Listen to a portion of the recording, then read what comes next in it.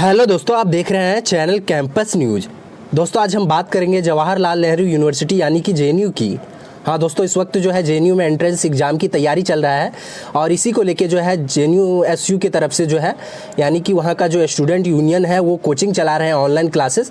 तो अगर आपने अभी तक जो है वो कोचिंग ज्वाइन नहीं किया है तो आप जाके जेएनयू एसयू का जो फेसबुक पेज है Jawaharlal Nehru University Student Union JNU SU, ये फेसबुक पेज आप डिस्क्रिप्शन में जाके जो है वहाँ पे ज्वाइन कर सकते हो, वहाँ पे लाइक कर लीजिएगा ताकि आपको जो है उससे सारा अपडेट जो है जब भी वो लाइव आते हैं तो आपको जो है मिलता रहे। बाकी आज इस वीडियो में आप अंत तक ज़रूर देखें, ये आपको जो है अलग अलग सीरीज़ के माध्यम से जो है रोज़ एक वीडियो आपको मिलेगा और इसमें जो है किस तरह से एग्ज़ाम का पैटर्न आएगा, किस तरह से आपको लिखना है और बहुत सारे सवालों के जवाब जो है इस वीडियो में आपको मिल जाएगा। तो आज जो है अलग अलग छात्र संघ जो है इसको लेके चर्चा कर रहे हैं, तो आप जो है आज इस वीडियो को देखें और फिर आपका कोई डाउट है तो आप हमें कमेंट करके ज़रूर बताइएगा। बाकी ये वीडियो अंत तक देखिए, आपको जो है एग्ज़ाम की तैयारी के लिए बेहतर ऑप्शन होगा। बाकी अगर आप चैनल पे नए हैं तो चैनल को भी सब्सक्राइब कर लीजिएगा। बाकी शुक्रिया दोस्तों, धन्यवाद। तो वेलकम फ्रेंड्स, आज के हमारे इस फेसबुक लाइव स्ट्रीम से जुड़ने के लिए।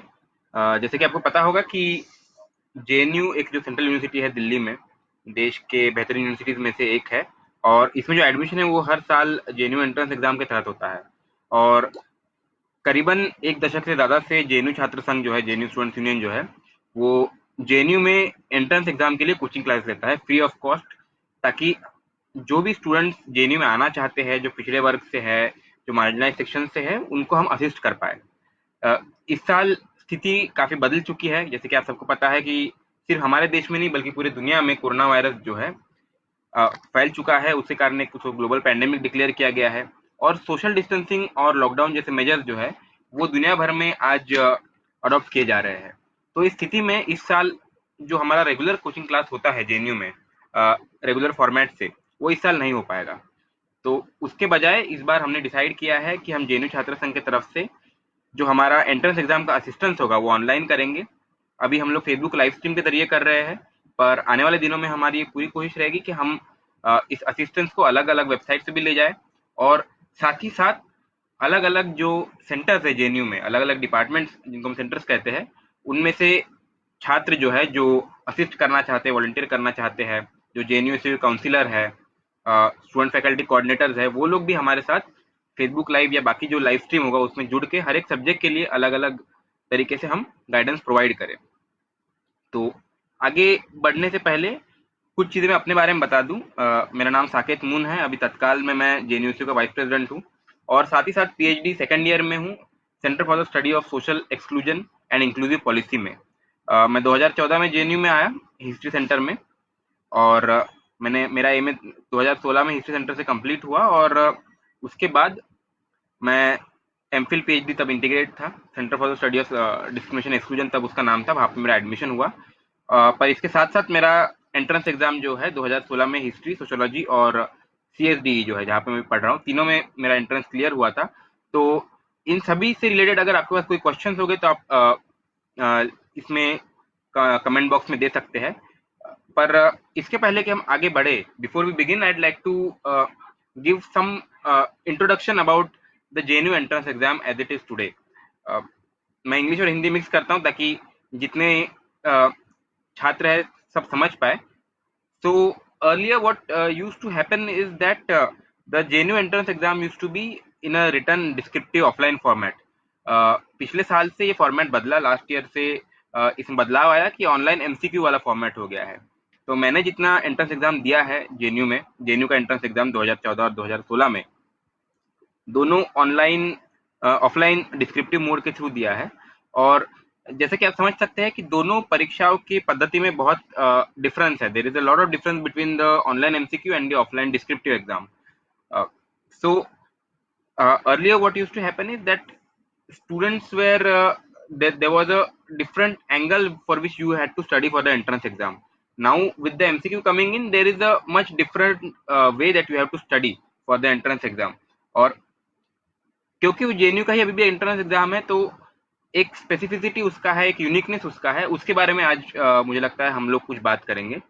कि जैसे कि आपको पता होगा कि जिस तरीके का एमसीक्यू है, अभी आपने शायद पिछला पेपर भी उठा के देखा होगा, कहीं ना कहीं आपने ये जाना होगा कि अभी जो एंट्रेंस एग्जाम है उसका फॉर्मेट कहीं ना कहीं जो नेट और जेआरएफ का पेपर होता है उससे काफी एक सिमिलैरिटी उसका है। तो उसको पढ़ाई करने का तरीका भी थोड़ा अलग होगा।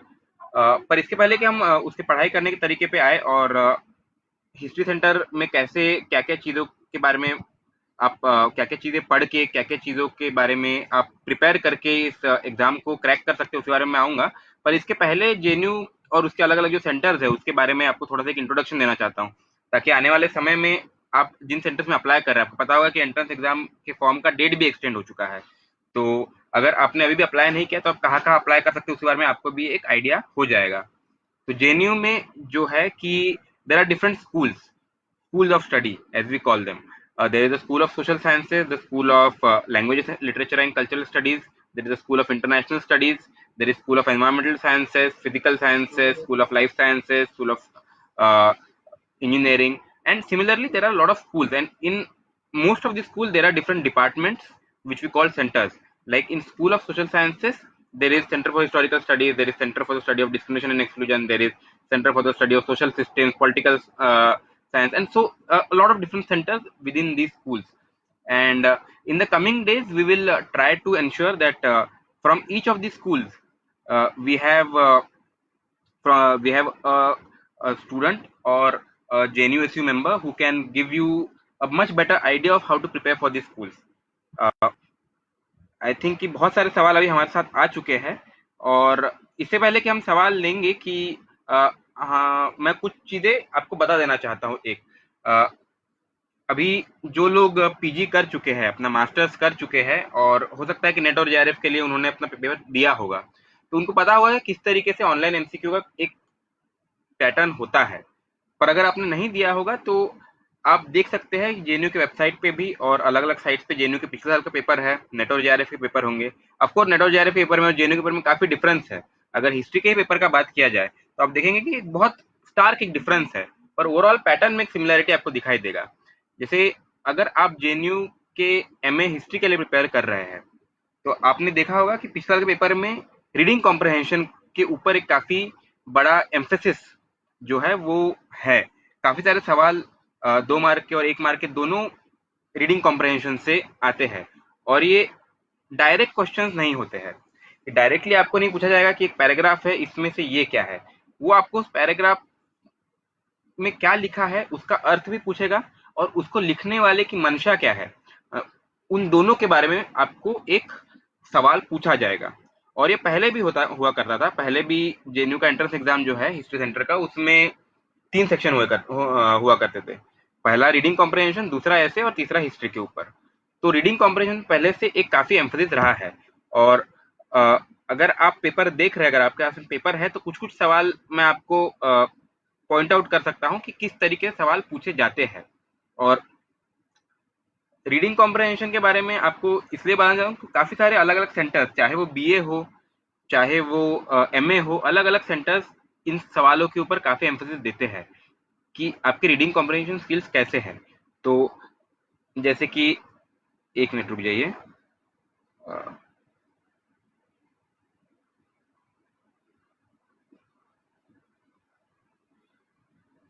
तो जैसे मैं कह रहा था कि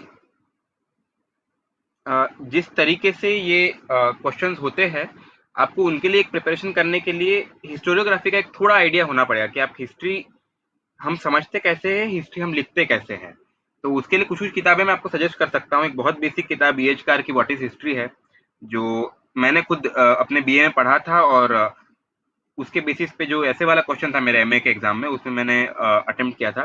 तो उसको पढ़ने से अभी के एग्जाम में हो सकता है कि आपको ऐसे नहीं आता हो, पर इन रीडिंग कॉम्प्रहेंशन क्वेश्चंस में और बाकी क्वेश्चंस में आपको एक हेल्प उससे जरूर मिलेगा।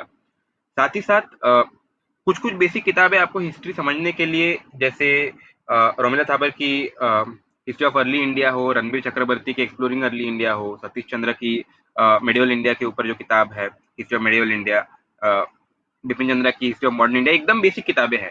आप अगर इनको पढ़ेंगे तो आपको एक हिस्ट्री का एक बेसिक आइडिया आ जाएगा कि किस तरीके से घटनाएं हुई।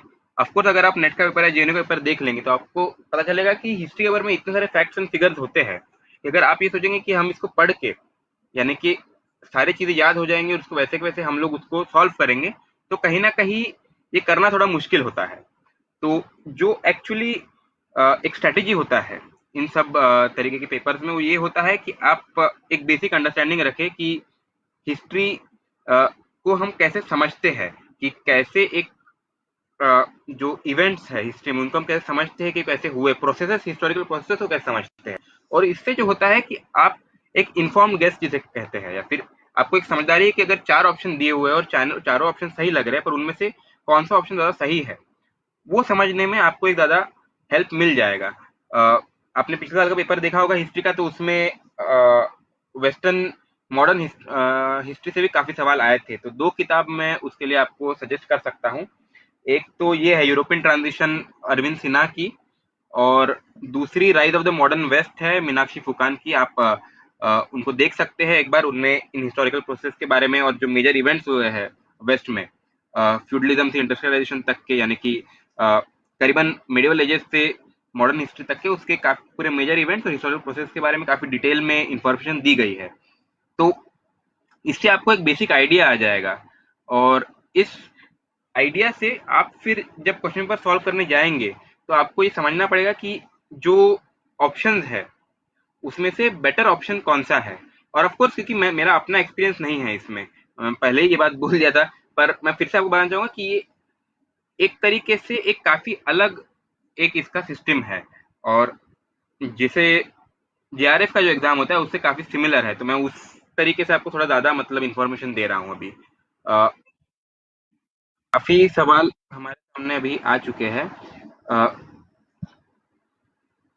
अ, एक सवाल है अमन जायसवाल का कि बीए एंट्रेंस एग्जाम जो है फ्रेंच के लिए, उसके लिए कैसे प्रिपेयर करते हैं।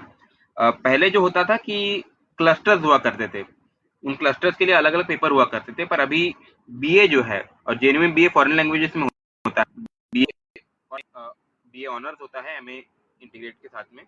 और उसमें जो होता है कि अभी जो हुआ है बेसिकली कि सारे जो लैंग्वेजेस है उनका क्वेश्चन पेपर सेम होने वाला है। तो कुछ कुछ जो बेसिक जो चीजें हैं, जैसे आपका रीडिंग कॉम्प्रहेंशन इंग्लिश का, लॉजिक, बेसिक जनरल नॉलेज, ना सिर्फ इंडिया का बल्कि एक वर्ल्ड का एक बेसिक जनरल नॉलेज का अंडरस्टैंडिंग, उन सब के ऊपर क्वेश्चन होंगे। और हर एक लैंग्वेज का अलग अलग कट ऑफ होगा। तो उस हिसाब से जो है एंट्रेंस एग्जाम के लिए तैयारी करना, उस हिसाब से उसका रिजल्ट आएगा। आप पिछले साल का अगर क्वेश्चन पेपर देख लेंगे बीए का, तो आप काफी एक बेहतर तरीके से आइडिया आ जाएगा किस तरह का क्वेश्चन एक्चुअली पूछा जाता है। अ, इसके साथ साथ बीए के लिए हम एक अलग से सेशन करेंगे, जहाँ पे जो लोग बीए में भी पढ़ रहे हैं, जिन्होंने पिछले साल एग्जाम दिया था एक्चुअल में, उन जेएनयू के मेंबर से, उन स्टूडेंट से हम लाइव स्ट्रीम कराएंगे, ताकि वो और डिटेल में बीए के लिए कैसे स्पेसिफिक प्रिपरेशन करना है उसमें आपका हेल्प करेंगे। तो आप इस पेज से जुड़े रहिएगा, हमारे ट्विटर पेज से जुड़े रहिएगा, हम लोग इसके बारे में आपको अपडेट करेंगे। अ,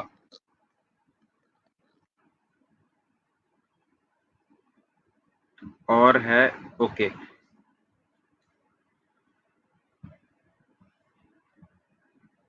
अच्छा, एमएस सोशियोलॉजी के लिए, जैसे मैंने कहा सोशियोलॉजी के लिए मैंने जब एंट्रेंस एग्जाम दिया था 2016 में, तब रिटर्न एग्जाम था, एमफिल का एग्जाम दिया था मैंने। और एमफिल के एग्जाम में और एमए के एग्जाम में काफी एक डिफरेंस होता है, क्योंकि दोनों अलग अलग कोर्स है। एमए में बेसिकली आप सीखते हैं कि आपके सब्जेक्ट का टेरेन क्या है, उसका फ्रेमवर्क क्या है, आप अपने सब्जेक्ट को समझना सीखते हैं। और एमफिल और पीएचडी जो रिसर्च डिग्री होता है, उसमें हम समझते हैं कि आप जो सब्जेक्ट में अभी करंट स्टेट में जितना रिसर्च है, उससे ज्यादा आप कैसे कंट्रीब्यूट कर सकते हो उस सब्जेक्ट के अंडरस्टैंडिंग में। तो दोनों के लिए एंट्रेंस एग्जाम एक डिफरेंट होता है। हाउएवर सोशियोलॉजी के कुछ जो बेसिक टेक्स्ट होते हैं, अ, उनसे अगर आप अपने आप को फेमिलराइज कर ले, और सोशियोलॉजी के लिए हम अलग से एक सेशन कराएंगे, पर सोशियोलॉजी के जो बेसिक थिंकर्स है, मार्क्स, वेबर, दुर्खाइम, और साथ ही साथ इंडियन सोशियोलॉजी में जो अलग अलग टॉपिक्स हैं, इंडियन सोशल फॉर्मेशन के बारे में, चाहे वो कास्ट हो, चाहे अम्बेडकर की रीडिंग्स हो, चाहे अब देखिए कि जेंडर के ऊपर रीडिंग्स हो, इन सब के बारे में हम लोग डिटेल लिस्ट बना के आपको दे देंगे। पर इन सबसे अगर आप अपने को फेमिलराइज कर ले, तो एक जनरल आइडिया यही है कि जो सोशियोलॉजी के मेजर कॉन्सेप्ट से, मेजर थिंकर्स है, उनसे अगर आप अपने आप को फेमिलराइज कर ले, तो सोशियोलॉजी में आप प्रिपेयर कर सकते हैं। पर ऑफकोर्स एमए और एमफिल के लिए काफी अलग होता है। एमफिल में ये टेस्ट करता है कि क्या आप रिसर्च एप्टीट्यूड जिसके हम कहते हैं, रिसर्च मेथोडोलॉजी जिसे कहते हैं, कि आप रिसर्च मेथोडोलॉजी को जानते हैं। क्या आप अपने सब्जेक्ट को क्रिटिकली देख के उसमें कंट्रीब्यूट कर सकते हैं। तो ये अलग अलग एक स्टैंडर्ड जो है दोनों एंट्रेंस एग्जाम का होता है। पॉलिटिकल साइंस के लिए शिवाकर दीक्षित की तरफ से सवाल है। पॉलिटिकल साइंस के लिए देखिए, मेरा पर्सनल एक्सपीरियंस तो नहीं है पॉलिटिकल साइंस के को लेके। मैंने कभी पॉलिटिकल साइंस का जेएनयू का एग्जाम नहीं दिया है, और इसके लिए हम एक अलग सेशन कराएंगे पॉलिटिकल साइंस के लिए भी। बट पॉलिटिकल साइंस के लिए भी सेम आइडिया ही अप्लाई करता है कि पॉलिटिकल साइंस में जो मेजर आइडियाज है, मेजर थिंकर्स है इंडियन पॉलिटिकल साइंस में, अगर आप देखेंगे जैसे तो गांधी और अम्बेडकर का डिबेट एक बहुत इंपॉर्टेंट एक टॉपिक है। उसके साथ साथ अगर आप देखेंगे मेजर पॉलिटिकल कॉन्सेप्ट जो है, चाहे डेमोक्रेसी हो, चाहे जस्टिस हो, चाहे इक्वालिटी हो, फ्रीडम हो, इसके ऊपर अलग अलग पॉलिटिकल थिंकर्स का क्या विचार रहा है, अलग अलग पॉलिटिकल जो फॉर्मेशन है उसके बारे में क्या एक ये है, उसको लेके एक बेसिक रीडिंग लिस्ट भी हम अपडेट कराएंगे। पर ये बेसिक कंसेप्ट से आपको पहले अपने आप को अवेयर करना होगा। रीडिंग कॉम्प्रिहेंशन सारे सोशल साइंसेज के सब्जेक्ट के लिए एक सिमिलैरिटी एक ये होता है। Mode of examination of course online MCQ हो चुका है अभी across all discipline in JNU, तो वही है। आयुर्वेद बायोलॉजी ये में, हाँ ये सच है कि आयुर्वेद में बायोलॉजी के लिए बीएससी और एमएससी इंटीग्रेटेड का कोर्स का इंट्रोडक्शन इस बार हुआ है जेएनयू में। उसके लिए आप प्रोस्पेक्टस में देख सकते हो उसकी डिटेल्स क्या है। For medieval MPhil there are only 2 seats, Kankana Saha की तरफ से। अनफॉर्चुनेटली 2016 में यूजीसी की तरफ से यूजीसी गैजेट लाया गया था, जिसके अंतर्गत एक ऐसा नियम लाया गया कि सुपरवाइजर कितने स्टूडेंट्स को रिसर्च में गाइड कर सकते हैं, उसके ऊपर एक कैप लगा दिया गया था।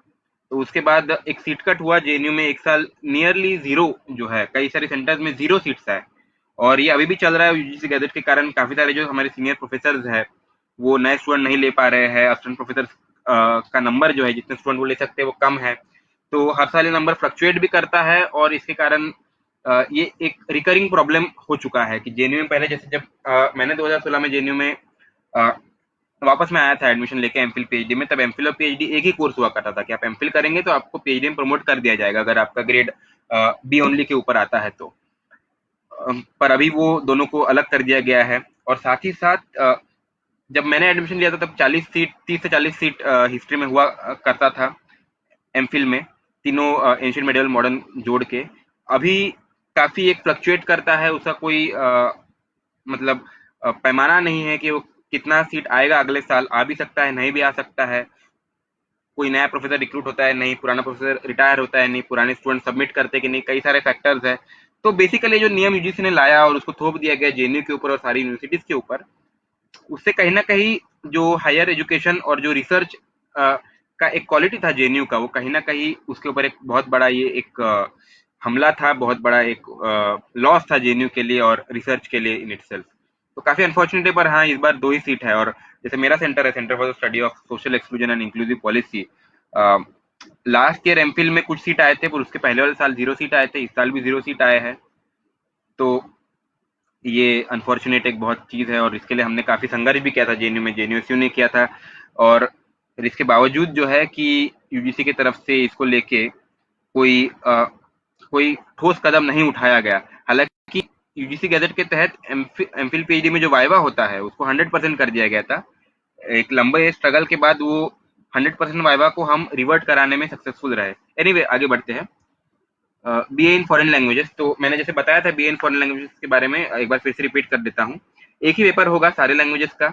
बेसिक जो चीज़ें आपको लैंग्वेज इंग्लिश रीडिंग कॉम्प्रहेंशन, उसके साथ साथ लॉजिक, उसके साथ साथ जो अलग अलग ये है मॉड्यूल्स है, बेसिक मैथ्स है जैसे, उन सब से आपको अवेयर आपको एक उसका अंडरस्टैंडिंग होना पड़ेगा, ताकि आप अगर आप एक बार पुराना क्वेश्चन पर देख ले तो आपको एक आइडिया आ जाएगा।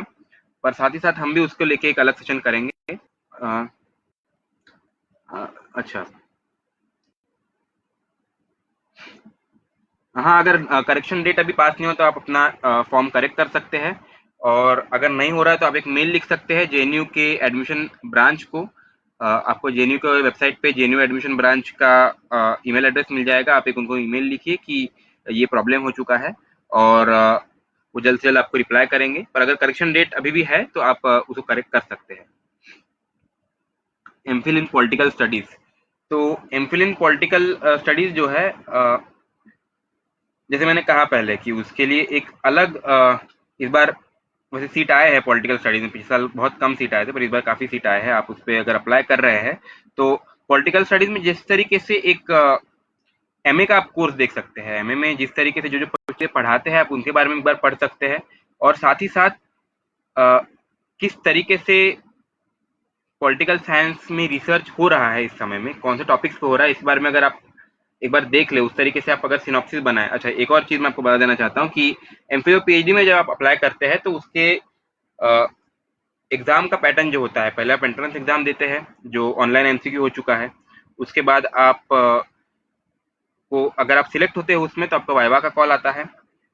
वाइवा में आपको जो नंबर मिलता है उसको रिटर्न एग्जाम के साथ जोड़ा जाता है, उसके हिसाब से फाइनल लिस्ट बनाई जाती है।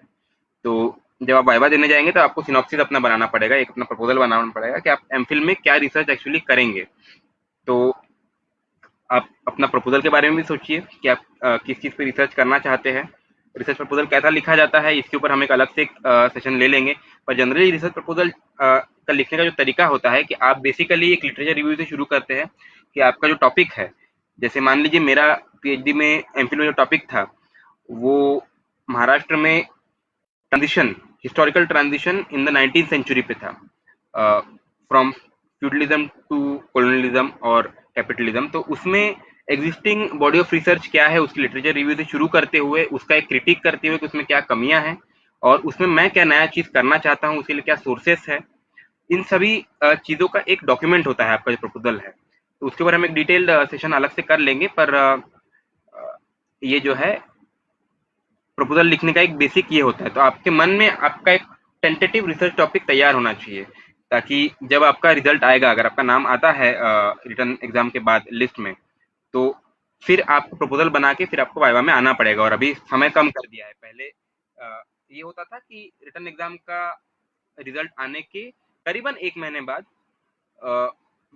एमफिल पीएचडी का वाइवा हुआ करता था एंट्रेंस एग्जाम का। अभी उतना समय नहीं मिलता है, तो आपको प्रपोजल अभी से एक आइडिया आपको होना पड़ेगा इसके लिए। और एमफिल जो है 2 साल का प्रोग्राम होता है जिसमें आप एक एंड में थीसिस लिखते हैं और थीसिस सबमिट करते हैं, और फिर उसके बाद वाइवा होता है, उसके ऊपर एक ग्रेड मिलता है। पहले एमफिल और पीएचडी एक कंबाइंड प्रोग्राम हुआ करता था, अब उसको जो है अलग कर दिया गया है।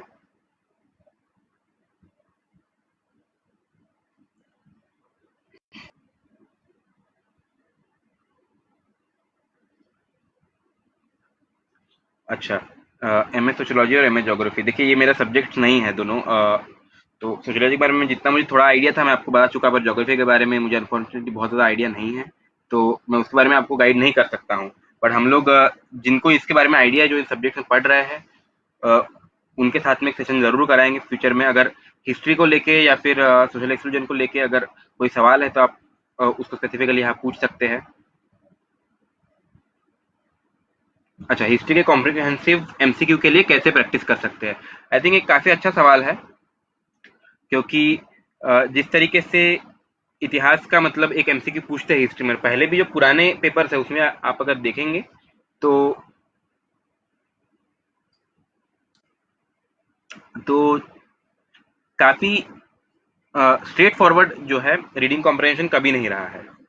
अभी भी इवन एमसीक्यू होने के बावजूद कॉम्प्रहेंशन थोड़ा सा एक घुमा के पूछा जाता है, यानी कि, और साथ ही साथ आपको जो पूछा जाएगा, जो रीडिंग आपको पूछा जाएगा वो किसी हिस्ट्री के बुक से होगा, किसी हिस्टोरिकल रिसर्च के बुक से होगा, या किसी ऐसे किताब से होगा जो हिस्टोरिकल मेथड्स के किसी थ्योरी के बारे में बात करता है। तो ये जो टेक्स्ट होते हैं ये उसके ऑथर का एक व्यू को दर्शाते हैं, और उसका व्यू क्या है, उसके व्यू का क्या मतलब है, उसको कैसे समझा जाए, उसको लेके सवाल होता है। अ, इसको लेके मैं आपको एग्जाम्पल देके ही समझाता हूँ। ये 1 मिनट समय दिए आपको पेपर।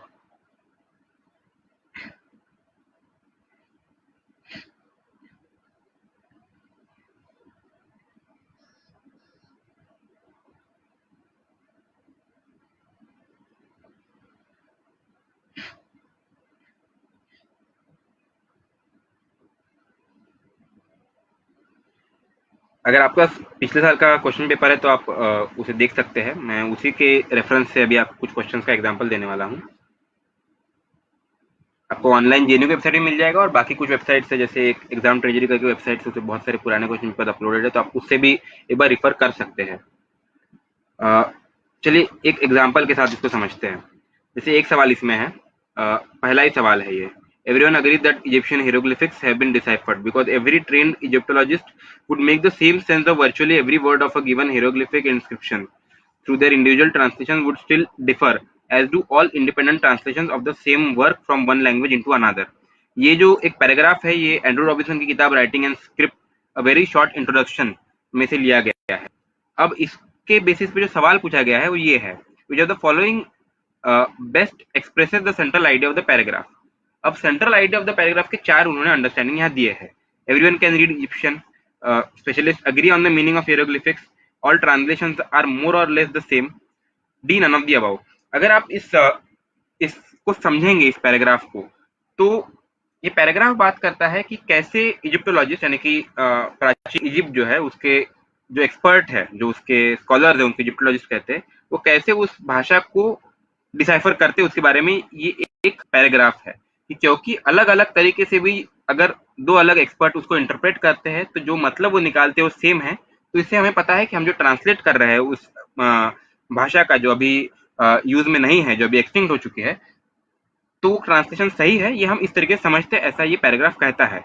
तो इसके कॉन्टेक्स्ट में आप देखेंगे तो जो बी ऑप्शन है वो करेक्ट ऑप्शन है। तो एक्चुअली हिस्ट्री राइटिंग और हिस्टोरिकल मेथड्स के पर्सपेक्टिव से हम हिस्ट्री को कैसे समझते हैं, उससे रिलेटेड ये काफी ये कॉम्प्रहेंशन हिस्ट्री के पेपर में, हिस्ट्री कॉन्टेक्स्ट में मोस्ट ऑफ द टाइम होते हैं। उसके बाद काफी सारे क्वेश्चन अगर आप देख सकते हैं तो, और ये क्वेश्चन जनरली 2 मार्क के होते हैं, 1 मार्क के भी क्वेश्चन आते हैं, पर 2 मार्क के क्वेश्चन जनरली होते हैं रीडिंग कॉम्प्रहेंशन वाले।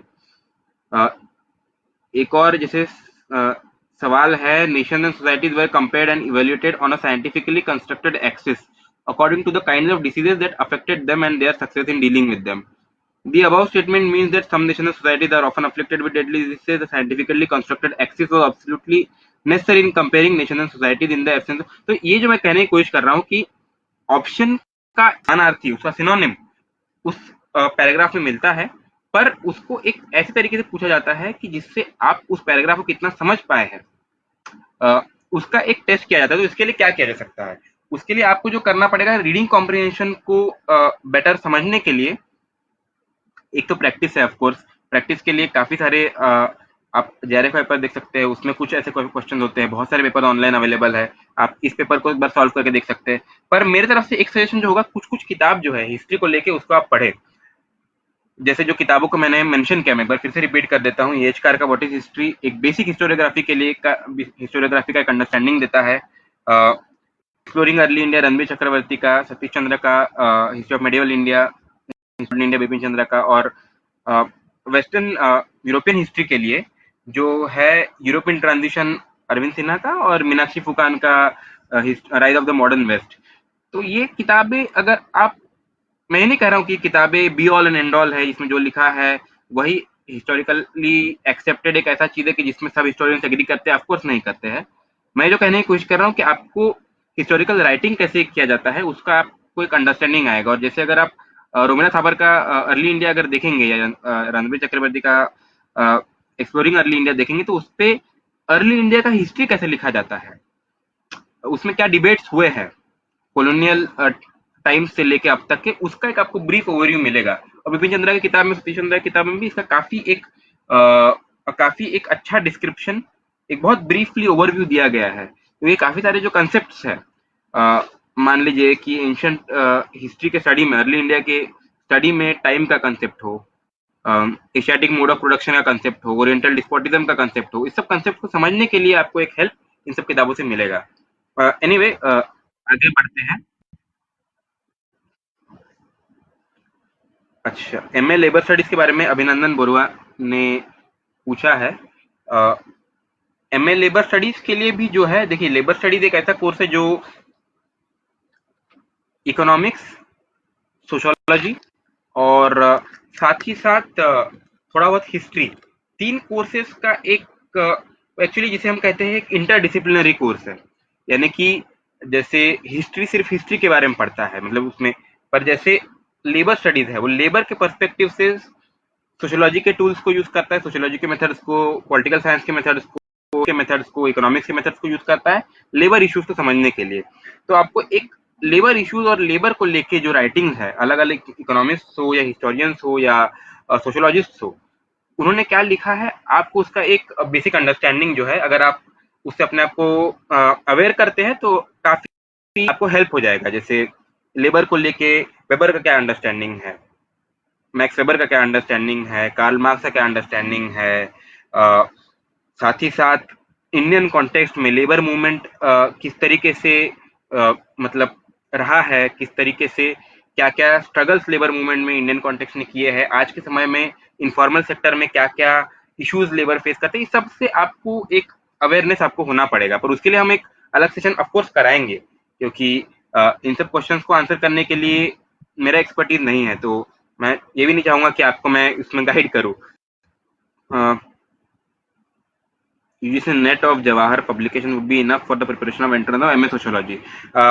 मैं इस किताब से मेरा ज़्यादा मुझे पता नहीं आप किस किताब का बात कर रहे हैं, पर अगर उसमें पुराने क्वेश्चन पेपर्स दिए हुए हैं तो आपको एमसीक्यू कैसे होते हैं, एमसीक्यू और एमसीक्यू को आप कैसे समझते हैं, कैसे सॉल्व करने का एक जो उसका पैटर्न होता है, उसका स्किल होता है, उसको अगर आप सॉल्व करते हैं तो आपको एक एक्सपीरियंस आ जाएगा, तो आप उसको कर सकते हैं। अच्छा,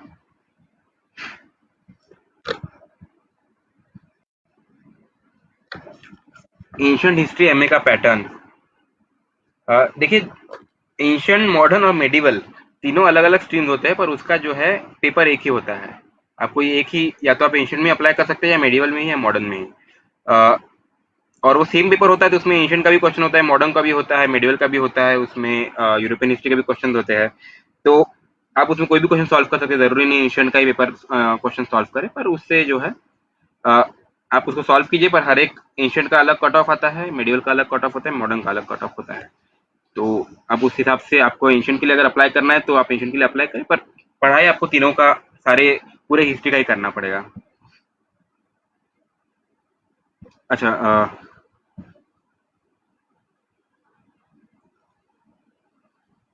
करेक्शन को लेके कुछ सवाल है, तो उसके लिए आप एडमिशन ब्रांच को जो है ईमेल कीजिए, जैसे मैंने कहा था, और अगर करेक्शन का डेट एक बार देख लीजिए, आप एडमिशन ब्रांच को ईमेल कर लीजिए, उनको बताइए क्या क्या डिटेल्स है, तो वो आपको रिवर्ट बैक करेंगे। नहीं तो आप हमें भी एक ऑफिस बेरर जो है जेएनयू को उनको मैसेज कर सकते हैं, हम भी आपको हेल्प करेंगे उसको लेके। आई थिंक अलग अलग सब्जेक्ट्स को लेकर ज़्यादा है, हिस्ट्री को लेकर ज़्यादा सवाल अभी है नहीं। तो आज के इस लाइव स्ट्रीम को हम यही खत्म करते हैं, और सभी साथियों को जुड़ने के लिए मैं काफ़ी शुक्रिया अदा करना चाहूँगा, और ये भी अपील करूँगा कि आप हमारे फेसबुक, ट्विटर से जुड़े रहे, क्योंकि आने वाले समय में अलग अलग सब्जेक्ट्स के लिए, क्योंकि मैं सिर्फ हिस्ट्री के बारे में आपको बता सकता हूँ, जिसमें मैंने एक्चुअली जेएनयू में पढ़ाई की है, तो बाकी सब्जेक्ट्स के बारे में एक्चुअली आपको गाइड नहीं कर सकता। तो उसको लेके अलग अलग स्टूडेंट्स, अलग अलग जेएनयू के मेंबर्स और वॉलंटियर्स जो है जेएनयू में जो इन सब्जेक्ट्स में पढ़ाई करते हैं, वो आके लाइव स्ट्रीम पे आएंगे इस पेज पे, और उनके थ्रू आपको और एक बेटर और एक ऑथेंटिक इन्फॉर्मेशन, कैसे पेपर क्रैक करना है, कैसे पेपर को सॉल्व करना है, कैसे प्रिपेयर करना है, वो आपको मिलेगा। तो इसी के साथ मैं आप सबसे अपील करता हूं कि आप इस पेज को लाइक कीजिए, हमें फॉलो कीजिए, चेक करते रहिएगा। हम कर रहे हैं कि हम रोज ही एक लाइव स्ट्रीम करें, और सभी साथियों को जुड़ने के लिए एक बार शुक्रिया अदा करना चाहूंगा, और इसके साथ हम आज का वीडियो खत्म करते हैं। Thank you.